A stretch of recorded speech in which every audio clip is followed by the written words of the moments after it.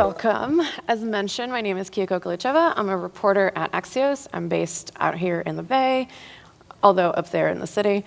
And I am so excited to be here with my esteemed panel of experts from the venture world and quantum investing. To get us started, let's do some introductions, because you guys can do them better than I could ever execute. Let's start with Mark over there. So if you guys could just give us your name, title, and then a little bit about your employer and the type of investing you do, just to set the stage. Sure. Mark Danchek. Nice to see everyone else again here in the room. And I was previously with Quantum One. We've morphed it into a broader deep tech enterprise-grade investment platform.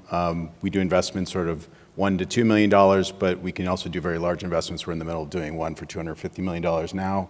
We have a number of different partners that we work with on these investments. And quantum has been something I've been invested in since 2016 with multiple companies. Hi, my name is Eugene Chu. I'm a senior partner at In-Q-Tel.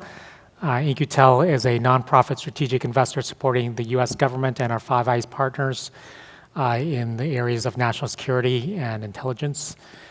We make investments on behalf of our government partners to bring capability and insights to their mission. We've been involved in quantum computing and the quantum investment areas for a number of years, and I have been part of our core team there. Okay, my name is Yvonne Lutsch. I'm with Bosch Ventures, so the corporate venture capital arm of the Bosch Group, a multinational German origin enterprise. And the corporate venture group is very independent, actually, from the core business. We do investments like institutional VCs. That means we focus on financial return, even though we want to see a strategic fit to the corporation. And we do also investments in the quantum computing space. Our first investment was in 2019. We did 2 investments yet, and we are still looking into the space. And thanks for being here again. Good morning. My name is Duncan Stewart. Kia, I know there's a little Montreal in your background, so merci à vous et bienvenue à tous. I am a partner on the BDC Deep Tech Fund based in Montreal and Ottawa, Canada. And that's part of the Business Development Bank of Canada, 3 billion assets under management. But our fund is a seed and Series A investor in all things deep tech, but specifically quantum as well, for sure. Awesome. So what is the VC appetite for investing right now in quantum computing? I know broadly we're sort of slowing down. It's not the heydays of 2021 in terms of just venture investing. How are you guys feeling? Are you still investing? What is going on day to day? Yeah, I can start. So principally, in terms of investing overall, we are not necessarily slowing down. We are probably more considerate about valuations and stages we are investing in. Maybe very early stage is more attractive right now, or later stage where the valuations are still meaningful. And sorry to say this because 2021 and 2022, the beginning feels like a little bit like a bubble because valuations were pretty high. So we are considerate about that, but other than that, we are still investing. The quantum computing space is a deep tech space like others. We are still very interested in. So there is no reason to step back. Yeah, I'll add that In-Q-Tel has been very active in the quantum space writ large for a number of years. We have made investments across many of the different hardware approaches and associated technologies as well. We continue to be very active and are looking at sort of the next generation, if you will, of quantum computing technology companies, particularly with interests in things like quantum memory, quantum error correction, as well as the algorithm and application ends of quantum computing. I think that's getting to application and getting to a use case will be critical over the next few years. And so finding companies that are focused on that effort is important for the industry. Yeah, I would just add, I think the appetite is there, but the bar is higher. And I think that that's just the situation where we are today, right? Like, we've been investing for a few years in this space. We made a large investment last year in one of the quantum computing hardware companies. We think that there is a tremendous opportunity, and there's interesting areas now where we see software companies, or algorithms companies, shall we say, who are partnering with subject matter experts in different areas, and we're interested in those types of things as we see this exploration, similar to what the BCG folks were talking about, these exploration, these different areas, whether they're finance or healthcare or pharmaceuticals or so forth, things that are closely aligned to sort of quantum mechanical systems, and there's a natural sort of jumping off point there for these companies. So I would say, and then of course we're also looking at the byproduct of this development in quantum computing and all the work that a lot of the people in this room are doing is there's some really interesting quantum sensing things happening. There's some interesting quantum error correction things that are happening there. So the abstraction layers are starting to become a little more fulfilling for potential opportunities. But I think that there's an element of it that, being close to the hardware players, if you're a software and algorithms company, is still a very important thing because there's a relationship between the algorithms and the metal itself. And so, companies that have those types of qualities are really interesting companies to folks like us. I think maybe the investment community, to be honest, Kia, breathed a little bit of a sigh of relief earlier this year when the somewhat frothy time of the last 10 years culminating in last year has started to compress a little bit. And as Mark just mentioned, valuations are a little more reasonable. And as everyone has mentioned, I don't think that means that anybody who's serious about quantum is stopping investment. There was a period where people were waiting for this correction to maybe complete, but we all know that this is a long game. And if you see a good company now, then that's a good company that will hopefully be successful in 5 or 8 or 10 years even. And you need to still invest now. Mark, Yeah, you mentioned, oh, sorry, go for I it. was just say that having been said, I think over the last couple of years, it's been nice to have an environment where a number of companies have been able to go public via SPAC or raise pipes, et cetera, and bring some capital into the market to allow for that development, because it takes hundreds of millions of dollars to get to where we want to get to. And so having that capital flow in and reach companies like Rigetti, IonQ, D-Wave, PsiQuantum in the private markets, that's going to be helpful to progress the field alongside the big corporate initiatives. Mm-hmm. Mark, you mentioned that the bar is higher. What do you mean by that? And I'd love to hear from everybody else. Sure. We're not all the way out of the sort of sizzle. There's some stake that people are looking for now, and so, to sort of as proof points. So, in terms of quality of team, in terms of the effectiveness of what you've done, do you have a roadmap that's scalable and buildable? Do you have, connections if you're a software company to the right, or whatever the investor thinks are the right sort of paths of the substrates that people are going to go towards? And then I think one of the other things too is it's the view of NISC error or fault tolerant.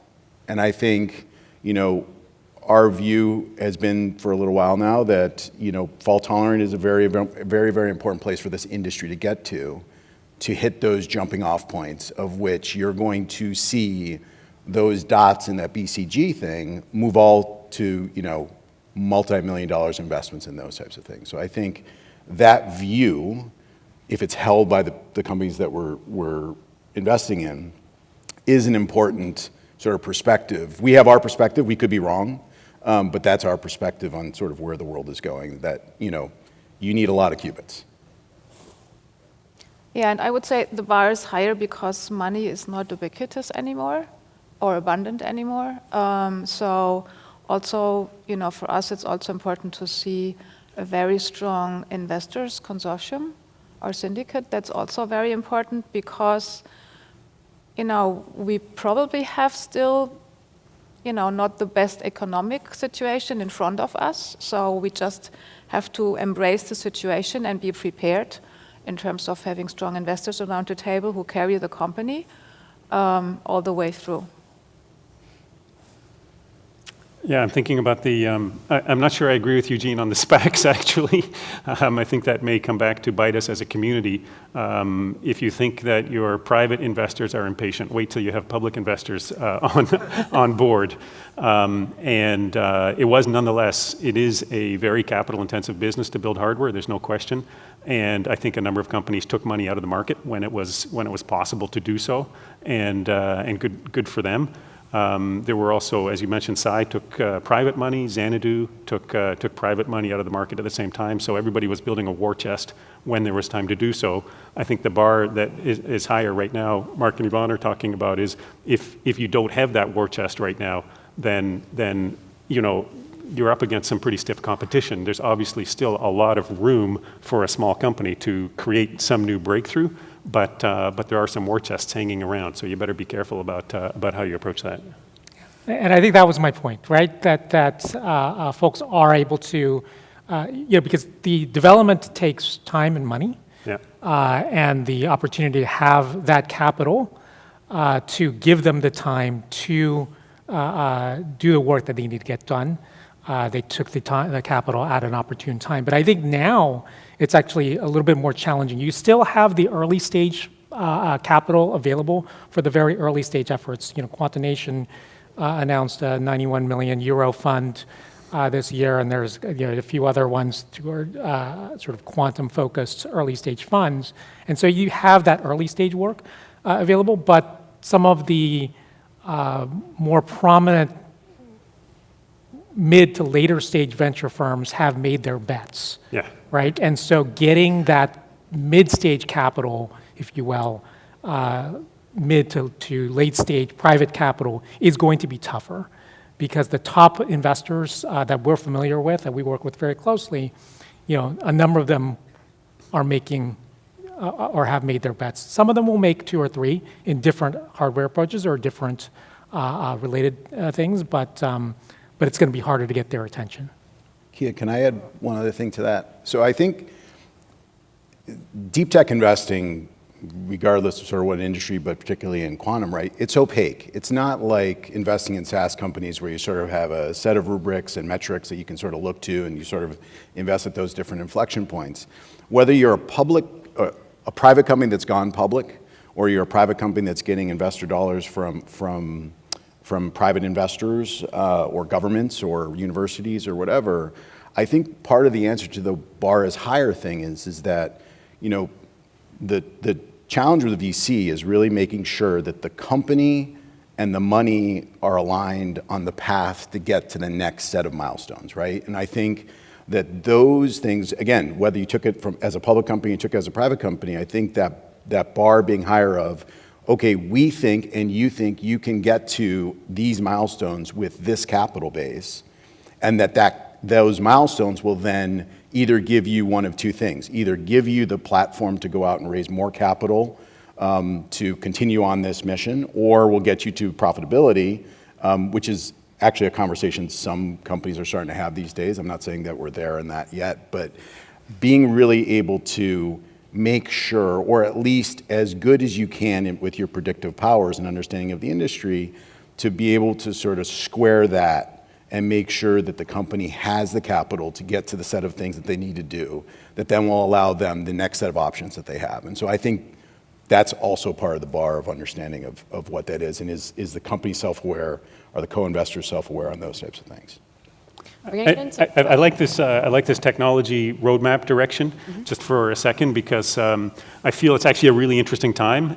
It's sort of like early days in Silicon Valley when Sequoia and Doug Leone were investing in companies, and as an investor, you can think about technical risk and market risk. And as you mentioned, for a SaaS company, there's no technical risk; it's all market risk. For a quantum computing company, it's all technical risk, and there's no market risk. So it depends on the team and the technical milestones that the team has and whether they can execute on those. So if you're looking at a company, if you're trying to judge, should I invest in photonic computing, should I invest in superconducting qubits? As an example, Xanadu from Toronto. They published their architecture, their photonic architecture.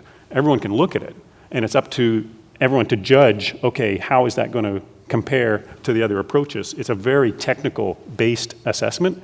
So for those of us geeks in the audience, I walked in with 3 other Stanford students, one former student and 3 current Stanford students. I actually think it's a great time because there is a lot of room. We talked about the war chest, but there's still room for disruption. We understand that in most of the approaches, and I would say aside from photonic, that the qubits are too noisy to build anything useful. So there's still, in my opinion, room for young people, for creative people to really do something new and interesting. I'm going to dig into milestones really quick, but can we do some audience participation? Raise your hand if you're a founder or CEO of a startup or company. Okay, all right, cool. Raise your hand if you're trying to raise in the near future or hoping to. Okay, all right, cool. So hopefully we're going to help you do that a little bit. So milestones, like what, and this is related to this whole bar thing, right? What is it that you're looking for? Like what do you expect a company at a particular stage to be achieving or near achieving, both on the business side and on the technical side? For me, it's a race to logical qubits. It's really what's the roadmap? What are the technical deliverables? If you're superconducting, it's going to be about the noise and the error correction. If you're photonic, it's going to be about photonic losses between chips at connectors, and it's about what scale do you need to achieve to get to X logical qubits, whether it's 1, 100, 10,000, and then it's about whether the team actually has a viable plan. So, like Mark said, it's not about customer traction actually. It's about do you have a technical roadmap, and every 6 months, every 12 months, are you delivering on that? I agree to your point in terms of hardware companies. In terms of software companies, I think it's Different a little bit story. different. It's a different story. There, the customer traction actually counts, and it's crucial to build relationships with multiple, large industrial or other big companies, like the chemical, the pharmaceuticals, or materials, or whatever. Large logistics companies, route optimization is one of the things, or AI. So building relationships, meaningful relationships with these enterprises, and to understand their problems they have, which are potentially able to be solved on a quantum computer, building algorithms, preparing the cooperation together with a startup for a future where then we have enough logical qubits to do meaningful things. That's also crucial. And the capability to build these meaningful relationships with customers, it's a kind of a market thing, right? But I think it's important because it also doesn't help if you have the most powerful quantum computing and no relationship. Are you digging deeper? No algorithms. Are you digging deeper into these customer relationships? Like, oh, they agreed to maybe test our technology sometime in the next few months versus no, we're deploying, we're having some meaningful work together. Yeah, there's no real deployment yet because the quantum computing hardware is not there yet. But first of all, building the relationship, working together with customers. What are quantum computers hopefully capable of or not? What problems are actually suitable for being solved on a quantum computer, or are they actually problems? And we also experience this with some of our investments. They are talking to customers and they realize there's still work to do without a quantum computer, like heterogeneous compute in the cloud, on different architectures, better organization of the data, whatnot. There's still many things to do before the real quantum computers are there. I guess I would add, on the hardware side of things, I think it's incredibly important that billion-dollar companies are working to help build your chips, your hardware, and those types of things, right? Like, hand cranking these things doesn't get us to large-scale logical qubits, right? So I think the partnerships that people have, especially the hardware companies in particular, right, with very large corporations who are helping them build these things and infusing their 50 or 70 years worth of development into the process of actually designing, building, and manufacturing these things at a repeatable scale. Like, that's a very important thing. On the hardware side of things, I think where we're in this regime now, where the companies that are most interesting to us, right, are the ones who are really digging into resource estimation. Like, it's not so much to say, do we want to build, this type of electrolyte, or do we want to choose that type of pharmaceutical, or do we want to solve this type of finance problem? But really understanding, okay, this is how we solve it today using CPUs and TPUs and GPUs and those types of things. And we think that there are a credible set of potential opportunities to use QPUs in these things. And we're going to reduce the overhead that is required algorithmically, and maybe even into the abstraction layers, to really get to a set of things where if we have a system of such scale, we think that we believe we can run this algorithm to solve this particular problem. And I think the more detail that companies can demonstrate that they're working with partners in the, solving business problems and these things, and they're really grokking the underlying abstraction of the algorithm itself and being able to break it apart and to really make improvements in different areas.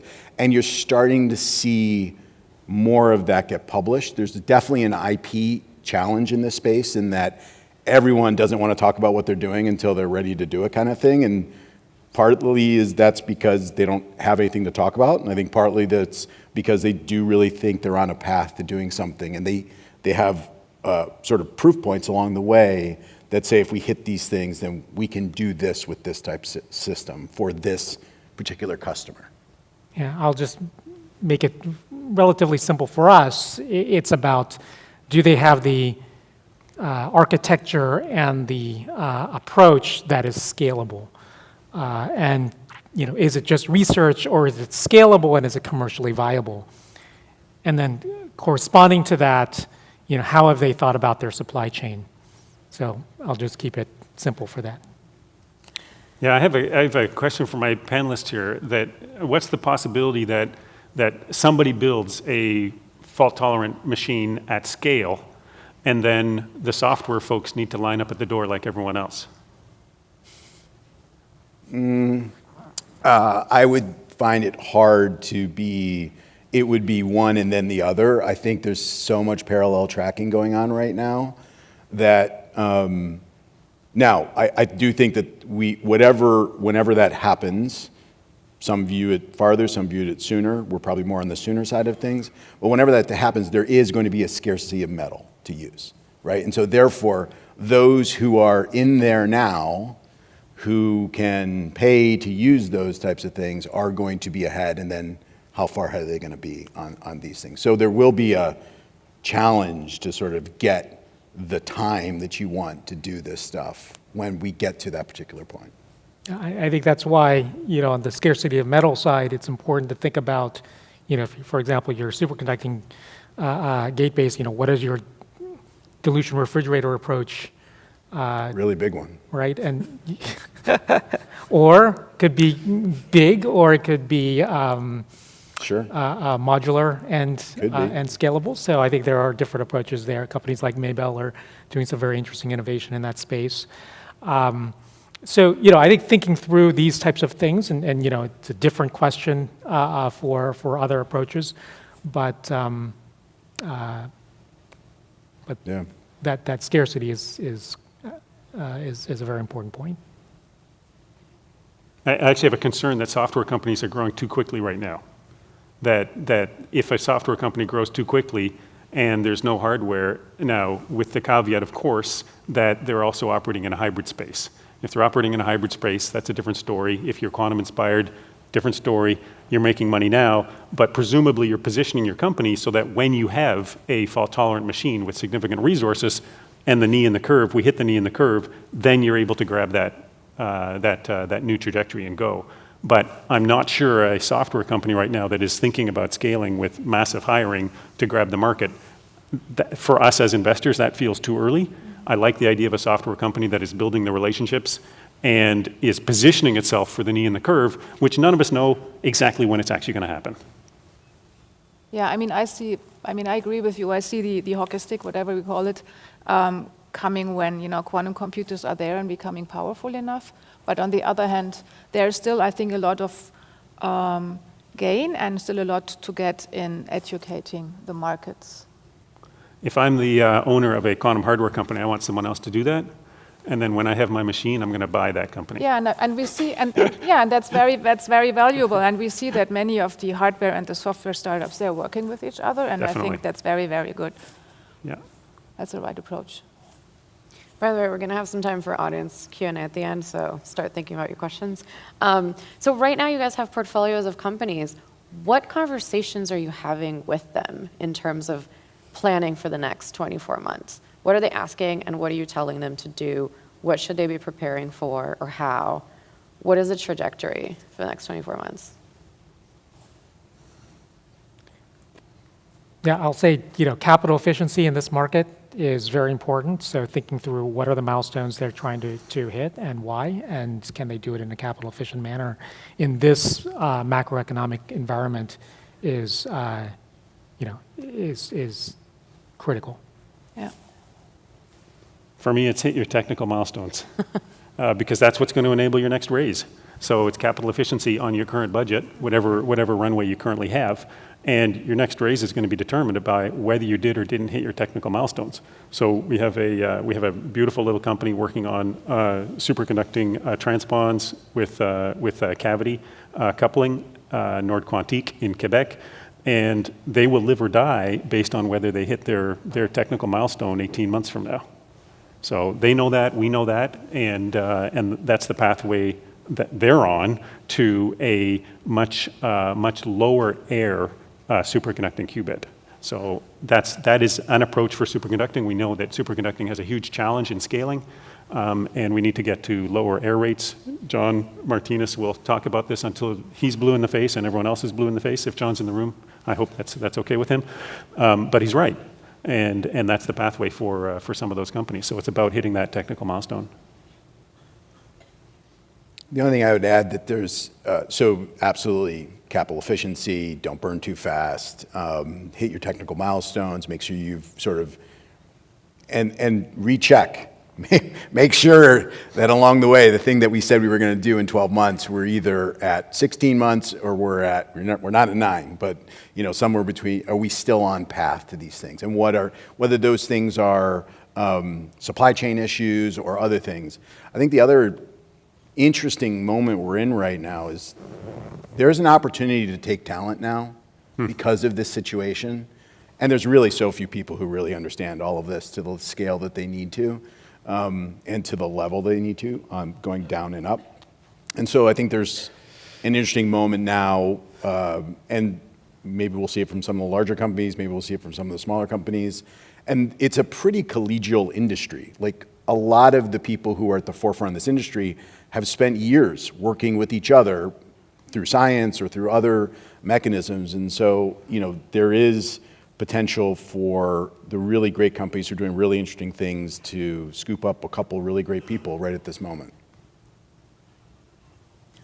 Are you finding that companies' plans are changing? Like whatever they thought 18 months ago in terms of what the next couple of years were going to look like, especially in terms of fundraising, are you finding that folks are adjusting their plans because of the environment? Or is that not affecting deep tech as much? I think some of our companies are, Mark, to your point, breathing a sigh of relief that it's a little easier to hire now than it previously was, and that's a boon. And as he pointed out, I mean, now's a good time to get some great people on board. Through hiring or M&A, like what? Hiring. Sorry. Okay. Yeah. Yep. Okay. I'm assuming no one's having exit talks with anyone. Unless you're buying. Yes, let me buy a few companies. No exit talks with anyone. Yeah, I mean, exits, apparently, specs are not, ubiquitous anymore. You don't read about a spec exit like 3 exits a day, like in the late 2021. So the door is not closed. I'm still following the space, and there are still companies that are going spec, and I think there is still a meaningful exit to raise money on public markets. But as you said, right, Don't expect them to be too generous.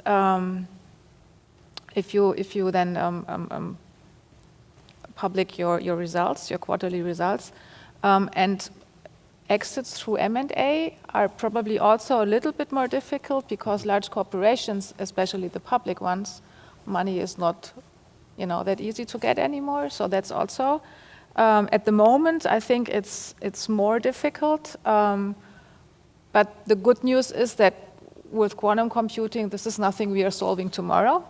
There are still years ahead, and we think that the economy will also recover at some point. So then there will be more opportunities in the future.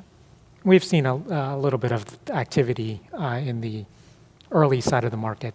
So, I think the later side of the market is a more challenging environment right now. But in the early part of the market, there's a little bit of activity. Yeah. Companies merging with others, going out to raise funding together, things like that. Is it Yeah. because they're sort of realizing it's a better deal to join forces with someone else at this point? Or Yeah, there's some of that, and some of its capability, formation, if you will. Yeah, I think, look, venture exits in the next 12 to 24 months. I mean, you can't plan for those types of things.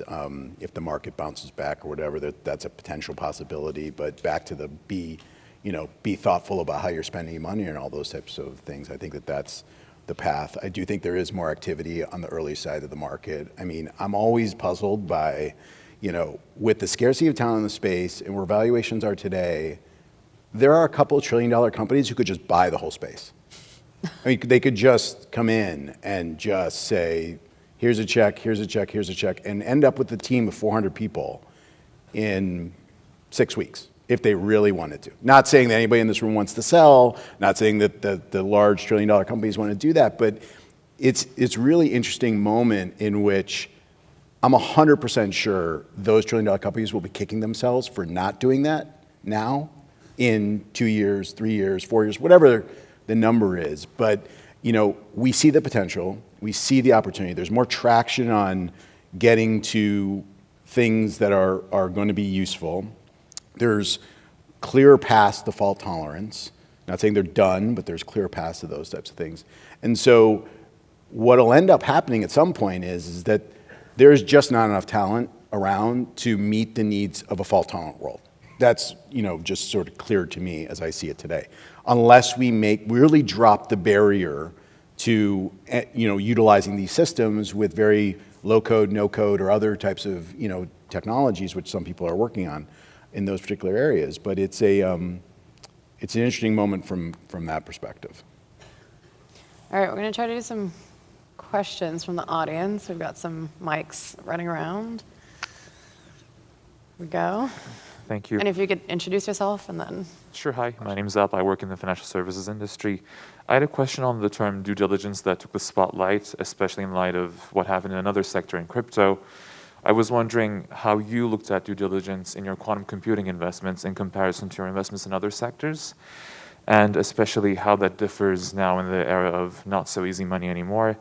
Any red flags that you've seen when you've looked at companies, and what were some early green lights that you've seized upon? Well, I'll say something a little hot shot right off the bat here. Crypto is never a technology investment. It's a business innovation investment. And if you believe that, then you can invest in it. We don't invest in it. It's not our particular area. That's our view on that, right? From a diligence standpoint, you're obviously fact checking, making sure the quality of the talent's there and those types of opportunities. And you can diligence those things. You can partner with people or co-diligence things amongst larger funds, as we've done in looking at past different sort of metrics and what they want to do, and scalable and engineering paths and those types of things. So I think that for us, that bar has always been there. And we want to see real traction with the team. The great thing is, and this is endemic of deep tech across the board, is many of the people in this room who are building these companies, they haven't been on the journey for 6 months. They've been on the journey for 6 years, 10 years, 12 years, right? And so now for us, there is a lot of data to look at and to sort of understand, are these people getting it? Do they have a path? are they picking substrates that seem to agree with our view of those substrates are going to go ahead or go first? So I think, I think it's diligence 101. You got to be mindful of that and continue to do it. I'll just leave it there. Anyone else? Yeah, for me, it's, and I'll just give a boost to all the technical founders in the room, because as we talked about before, low market risk, high technical risk. So you're going to engage with, hopefully, investors that are really looking to understand your technology roadmap. For us, it's about the team. What's the quality of the team? What have they done already?